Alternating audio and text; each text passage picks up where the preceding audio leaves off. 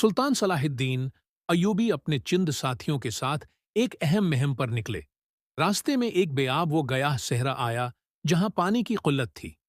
काफिले के ऊंट प्यास से ढाल हो रहे थे और सिपाही भी सख्त गर्मी से परेशान थे।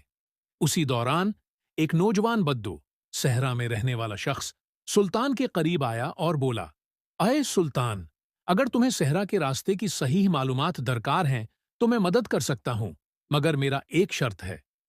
सुल्तान ने नरमी से पूछा, क्या शर्त है? बद्दू ने कहा, मेरी बहन और मां भूख से हैं, नढाल हैं, हमारे पास खाने को कुछ नहीं। अगर तुम हमें खुराक दे दो तो मैं तुम्हें ऐसा रास्ता दिखा सकता हूं जहां एक छुपे हुए कनवे से ताजा पानी मिल सकता है। सुल्तान सलाहुद्दीन ने फौरन अपने सिपाहियों को हुक्म दिया कि बदू के खानदान को खुराक दी जाए। बदू ने खुश होकर काफिले को एक ऐसे कनवे तक पहुंचाया जो रेत में छुपा हुआ था। वहां पहुंचते ही सिपाहियों ने पानी पिया और जान में जान आई। बाद में सुल्तान ने बदू से कहा, हमने तुम्हारी मदद की और तुमने हमारी, यही असल इंसानियत और दोस्ती है। बद्दू की आंखों में आंसू आ गए और वो बोला, अय सुल्तान, मैंने आज सीखा कि एक अच्छा हुक्मरान वही होता है जो दूसरों की मदद करता है।